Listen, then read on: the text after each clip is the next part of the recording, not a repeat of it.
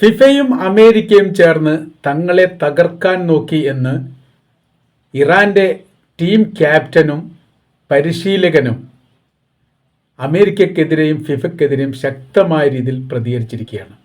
വൈകാരിക തലങ്ങൾ സൃഷ്ടിച്ചുകൊണ്ടാണ് അവർ ഈ വിഷയത്തെക്കുറിച്ച് സംബോധന ചെയ്തുകൊണ്ട് സംസാരിച്ചത്.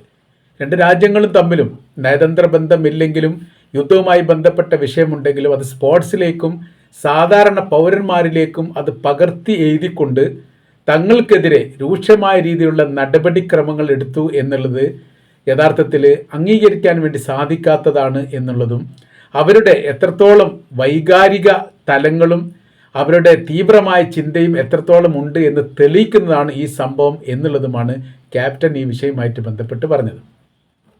48 രാജ്യങ്ങളിലെ കളിക്കാരിൽ 47 രാജ്യങ്ങൾക്കും ഇല്ലാത്ത തരത്തിലുള്ള വിഷയങ്ങളാണ് ഇറാൻ അമേരിക്കയിൽ അനുഭവിക്കേണ്ടി വന്നത് എന്ന് ചുരുക്കം. ലോകകപ്പിൻ്റെ ഈ നിലപാടുകൾ, ലോകകപ്പുമായി ബന്ധപ്പെട്ട് ഫിഫ ടീം വളരെ മാന്യമായ രീതിയിൽ ഈ വിഷയം കൈകാര്യം ചെയ്യുമെന്നും അതിനനുസരിച്ച് സുഖകരമായിരിക്കുന്ന ഒരു സ്പോർട്സ് രംഗമുണ്ടാക്കാൻ സാധിക്കും എന്ന് തങ്ങൾക്ക് ഉറപ്പ് നൽകിയതിൻ്റെയും അടിസ്ഥാനത്തിലാണ് യഥാർത്ഥത്തിൽ ഈ ലോകകപ്പിൽ കളിക്കാൻ വേണ്ടി തന്നെ എത്തിയത് എന്ന് ക്യാപ്റ്റൻ പ്രതികരിച്ചു.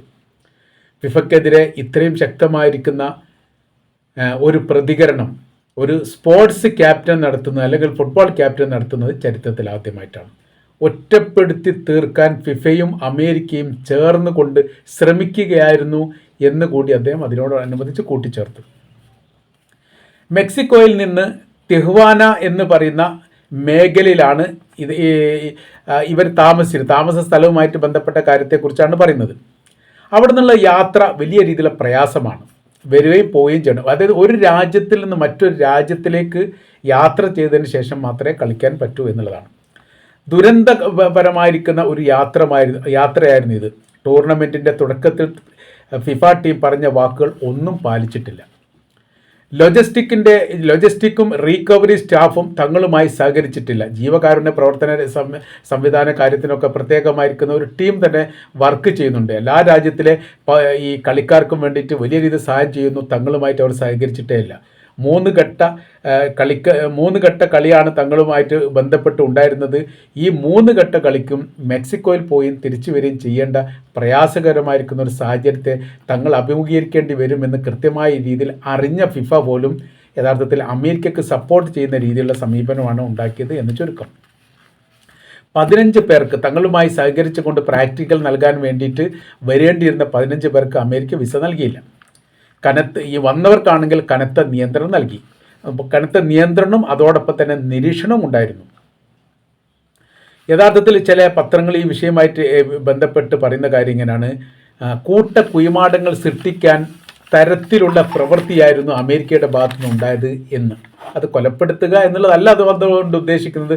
സമാനമായിരിക്കുന്ന സമീപന രീതികളൊക്കെ അമേരിക്കയുടെ ഭാഗത്തുനിന്ന് പല മേഖലയിലും അവർക്ക്, അതായത് ഇറാൻ്റെ കളിക്കാർക്ക് അനുഭവിക്കേണ്ടി വന്നു എന്ന് ചുരുക്കം. 2026 ഫിഫ ലോകകപ്പിൽ നിന്ന് ഇറാൻ നിലവിലെ സാഹചര്യത്തിൽ പുറത്തായി. ആ പുറത്താവാൻ ആസ്പദമായിരിക്കുന്ന സംഭവത്തെക്കുറിച്ച് വൈകാരികമായിട്ട് തന്നെയാണ് ക്യാപ്റ്റൻ പ്രതികരിച്ചത് എന്ന് ചുരുക്കം. അദ്ദേഹം പറയുന്നത് ഇങ്ങനെയാണ്: ഗ്രൂപ്പ് ഘട്ടത്തിൽ തോൽവിയില്ലാതെ 3 സമനിലകൾ നേടിയെങ്കിലും മികച്ച 3ാം സ്ഥാനക്കാരിൽ 9ാം സ്ഥാനത്തായതിനാൽ അവസാനത്തെ 32ലേക്ക് യോഗ്യത നേടാൻ വേണ്ടിയിട്ട് യഥാർത്ഥത്തിൽ ഇറാന് ആവാതെ പോയി.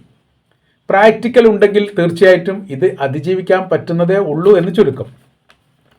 മത്സരത്തെക്കുറിച്ച് നമുക്കൊന്ന് വിശദീകരിക്കാൻ. മത്സരം ആരംഭിക്കുന്നത് ജൂൺ 15-ാം തീയതിയാണ്. ആദ്യത്തെ മത്സരം ന്യൂസിലാൻഡും ഇറാനും തമ്മിലുള്ള മത്സരത്തിൽ വേദി സേഫ് സ്റ്റേഡിയത്തിലായിരുന്നു. ഫലം 2-2 ആണ്. ആ 2 ഗോൾ എന്ന് പറയാൻ ചരിത്രപരമായിരിക്കുന്ന ഗോളായിട്ട് തന്നെയാണ് മിഡിൽ ഈസ്റ്റ് രാജ്യങ്ങളും അതോടൊപ്പം തന്നെ യൂറോപ്യൻ രാജ്യങ്ങളും വിലയിരുത്തിയത്. അത് ഒരു വലിയ വിജയത്തിൻ്റെയും വലിയ മുന്നേറ്റത്തിൻ്റെയും അടയാളപ്പെടുത്തലായിരുന്നു. ഒരു നിസ്സാരമായിരിക്കുന്ന കാര്യമൊന്നുമല്ല. മാത്രമല്ല, ഈ ആദ്യത്തെ മത്സരവുമായിട്ട് ബന്ധപ്പെട്ട് അവരുടെ ദേശീയ പതാക സ്റ്റേഡിയത്തിൽ വെച്ച് അവർ പാടി എന്നുള്ളത് മാത്രമല്ല, കൃത്യതയോടുകൂടി ഇസ്രായേലിനെയും അമേരിക്കയും അതിൻ്റെ അകത്തിലൂടെ സ്പർശിച്ചു പോകുന്നു. കാരണം ഇറാൻ്റെ ദേശീയ ഗാനാകുന്ന സമയത്ത് തീർച്ചയായിട്ടും അമേരിക്കയ്ക്കും ഇസ്രായേലിനും ഒരു വിമർശനം ഉണ്ടാവുക സ്വാഭാവികമാണ്. അതവിടെ പ്രകടിപ്പിച്ചു. അത് വലിയ രീതിയിൽ എതിർപ്പുണ്ടായി, വലിയ രീതിയിൽ അതിന് വിമർശനം ഉണ്ടായി, ചില ഭാഗത്ത് നിന്ന് കൂക്കുവിളി ഉണ്ടായി എന്നൊക്കെ പറഞ്ഞു. പക്ഷേ ഇറാൻ്റെ കളിക്കാരും അതുമായിട്ട് ബന്ധപ്പെട്ട സഹപ്രവർത്തകർ അത് കൃത്യമായിട്ട് ചെയ്തു. രണ്ടാമത്തെ കളി എന്ന് പറയാൻ ജൂൺ ഈ മാസം 21-ാം തീയതിയാണ് ലോസ് ഏഞ്ചൽസിൽ വെച്ച് നടക്കുന്നു. അത് ബെൽജിയവുമായിട്ടായിരുന്നു കളി. 0-0 ആയിരുന്നു. ആരും പരസ്പരം അങ്ങോട്ട് ഇങ്ങോട്ട് ഗോളടിച്ചില്ല. സമനിലയിൽ ആ കളി അവസാനിച്ചു. മൂന്നാമത്തെ കളി വരുന്നത് ലുമൺ ഫീൽഡിൽ വെച്ചിട്ടാണ്. അത് ഈജിപ്തുമായിട്ടുള്ള കളി, അതായത് അവസാനത്തെ കളിയാണ് ഈ പറഞ്ഞത്. 26-ന്റെ ഫലം സമനിലയാണ്. ഈജിപ്തും ഇറാനും 1-1 അടിച്ചത്. അപ്പോൾ മൂന്ന് കളിയിലും സമനില പിടിക്കാൻ വേണ്ടി ഇറാന് സാധിച്ചു. 3 ഗോൾ അടിക്കാൻ വേണ്ടി സാധിച്ചു, 3 ഗോൾ വഴങ്ങുകയും ചെയ്തു. തത്തുല്യമായ രീതിയിലാണ് അവിടെ അവസാനിച്ചത്. എന്നാൽ ഈ അവസാനത്തെ കളിയിൽ, അത് ഈജിപ്തുമായിട്ടുള്ള കളിയിൽ അവസാന നിമിഷത്തിൽ ഇറാൻ ഒരു ഗോൾ നേടി. ആ ഗോൾ ഓഫ് സൈഡ് ആയിട്ട് റദ്ദാക്കി റഫറി എന്നാണ് പറയുന്നത്. യഥാർത്ഥത്തിൽ അത് ഓഫ് സൈഡ് അല്ലെന്നും വളരെ കൃത്യതയോടുകൂടി പിറകു ഭാഗത്തുനിന്ന് മുന്നേറിയിട്ടാണ് ഈ ഗോൾ അടിച്ചത് എന്ന് അവർ പലതരത്തിൽ പറഞ്ഞിട്ടുണ്ടെങ്കിലും റഫറി അത് അംഗീകരിച്ചിട്ടില്ല എന്നുള്ളതാണ്. ക്യാപ്റ്റൻ മഹ്ദി തരീമിയും പരിശീലകൻ അമീർ ഗലിനോയും ഈ വിഷയവുമായിട്ട് ബന്ധപ്പെട്ട് രൂക്ഷമായ രീതിയിൽ വൈകാരികമായിട്ട് തന്നെയാണ് പ്രതികരിച്ചത്. അമേരിക്കയിൽ പരിശീലന ക്യാമ്പ് നൽകിയിട്ടില്ല എന്നുള്ളത് ഒരു ആരോപണം പറഞ്ഞുകൊണ്ടാണ് തുടങ്ങുന്നത്. യഥാർത്ഥത്തിൽ കളിക്കാർക്ക് കളിയായിട്ട് കണ്ടാൽ മതി, സ്പോർട്സ്മാൻ ഫിറ്റിലൊക്കെ അത് കണ്ടിച്ചാൽ മതി എന്നുള്ളതാണല്ലോ. എന്നാൽ അങ്ങനെയല്ല കണ്ടത്. അതിനും ഒരു വൈകാരിക തലങ്ങളുണ്ടാക്കി. ഇറാനും അമേരിക്കയും തമ്മിലുള്ള സംഘർഷവുമായിട്ട് ബന്ധപ്പെട്ട് ഈ സ്പോർട്സ് പ്രേമികൾ അല്ലെങ്കിൽ പന്ത് കളിക്കാരെ പോലും അതിന് ഉപയോഗപ്പെടുത്തി ശിക്ഷിക്കുകയായിരുന്നു അമേരിക്ക ചെയ്തത്. അതുകൊണ്ടാണ് പരിശീലന ക്യാമ്പ് എന്ന് പറഞ്ഞാൽ തങ്ങളുടെ രാജ്യത്ത് പറ്റില്ല എന്ന് പറഞ്ഞു. തൊട്ടടുത്ത രാജ്യം എന്ന് പറഞ്ഞാൽ മെക്സിക്കോയിലേക്ക് പോകണം. പരിശീലന സ്ഥലവും സ്റ്റേഡിയവും തമ്മിൽ, കളി നടക്കുന്ന സ്ഥലവും അവർ പരിശീലിക്കുന്ന സ്ഥലവും, അതായത് മെക്സിക്കോയിൽ അവരുടെ പരിശീലന സ്ഥലവും കളി നടക്കുന്ന സ്റ്റേഡിയം തമ്മിൽ ഏറെക്കുറെ 230-നും 250 കിലോമീറ്ററിൻ്റെയും വ്യത്യാസമുണ്ട്. അമേരിക്ക മുന്നോട്ട് വെച്ചിരിക്കുന്ന നിർദ്ദേശം എന്ന് പറഞ്ഞാൽ കളിക്ക് തൊട്ട് മുൻപ് മാത്രമേ ഇങ്ങോട്ട് വരാൻ വേണ്ടി പറ്റൂ.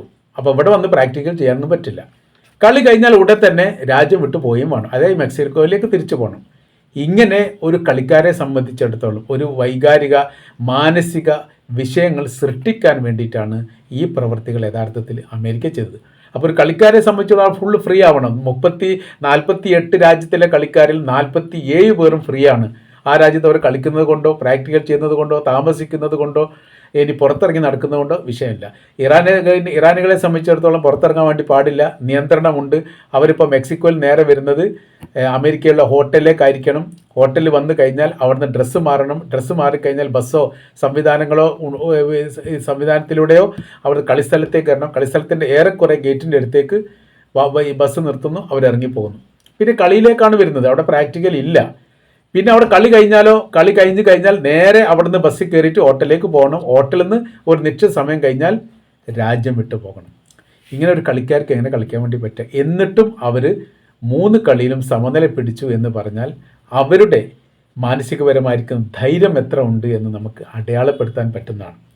അപ്പോൾ അമേരിക്കയെ സംബന്ധിച്ചിടത്തോളം ലോകം കാണുന്ന ലോകത്തിലെ ഏറ്റവും വലിയ ജനാധിപത്യ രാജ്യമാണ് അമേരിക്ക എന്ന് വീമ്പ് പറയാമെന്നല്ലാതെ യഥാർത്ഥത്തിൽ അമേരിക്ക എന്ന് പറയുന്ന രാജ്യം ഏകാധിപത്യ രാജ്യമാണ്. തിരഞ്ഞെടുക്കുന്നത് വരെ ജനാധിപത്യ പ്രക്രിയയാണ്. അയാൾ തിരഞ്ഞെടുക്കുന്നതിന് മുമ്പ് എന്തൊക്കെ സംഭവങ്ങളാണ് പറഞ്ഞത്?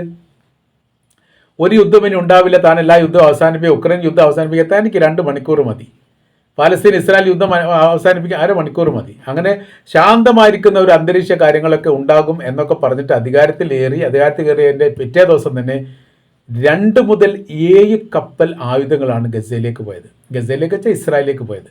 മെഡിറ്ററേനിയൻ കടൽ തീരത്ത് അടഞ്ഞുകൂടിയിരിക്കുന്ന കപ്പലുകളിലെ ബഹുഭൂരിപക്ഷവും അമേരിക്കയിൽ നിന്ന് ട്രംപ് അയച്ചിരിക്കുന്ന ആയുധങ്ങളാണ് എന്ന് ചില മീഡിയകൾ അന്ന് റിപ്പോർട്ട് ചെയ്തു. അപ്പോൾ ചെയ്തു കൂട്ടുന്ന യുദ്ധം കഠിനമാക്കാൻ വേണ്ടിയിട്ട്, പാലസ്തീനികളെ ഇല്ലാതാക്കാൻ വേണ്ടിയിട്ട് തങ്ങൾ നിർമ്മിക്കപ്പെട്ട ആയുധ ഫാക്ടറിയിൽ അത്രയും ആയുധങ്ങൾ അങ്ങോട്ട് കയറ്റി അയച്ചു എന്നുള്ളതാണ്. ഉക്രൈനുമായിട്ട് ബന്ധപ്പെട്ട വിഷയത്തിൽ എങ്ങനെയാണ് ചെയ്തത്? ഉക്രൈനുമായിട്ട് ബന്ധപ്പെട്ട് സമാധാനം ഉണ്ടാക്കൂ എന്ന് പറഞ്ഞതിന് പകരമായ രീതിയിൽ പ്രത്യേകമായിരിക്കുന്ന ഒരു ഫണ്ട് തന്നെ അനുവദിച്ചു. പ്രസിഡന്റിന് പാസ്സാക്കാൻ പറ്റിയ ബജറ്റിൽ പിന്നീട് കൂട്ടിച്ചേർത്താൽ മതി എന്ന് പറയുന്ന ഒരു പ്രസിഡൻഷ്യൽ പ്രത്യേകമായിരിക്കുന്ന ഒരു ഫണ്ട് ഉണ്ട്.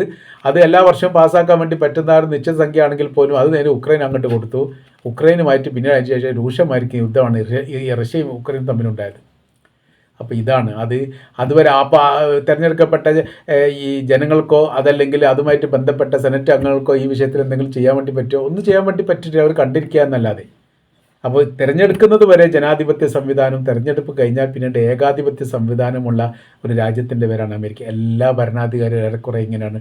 ട്രംപ് കുറച്ചുകൂടി വർഗീയവാദിയാണ് എന്ന് മാത്രം. നമ്മൾ പറഞ്ഞു വരുന്ന കാര്യം സ്പോർട്സിനെയും ആർട്സിനെയും സാമൂഹ്യപരമായിരിക്കുന്ന എഴുത്തുകാരെയും ഈ ഗായകരാണെങ്കിൽ അവരെയും സർവ്വ മേഖലയും അമേരിക്കക്ക് അനുകൂലമല്ലെങ്കിൽ അവർക്ക് ശത്രുവാണ്.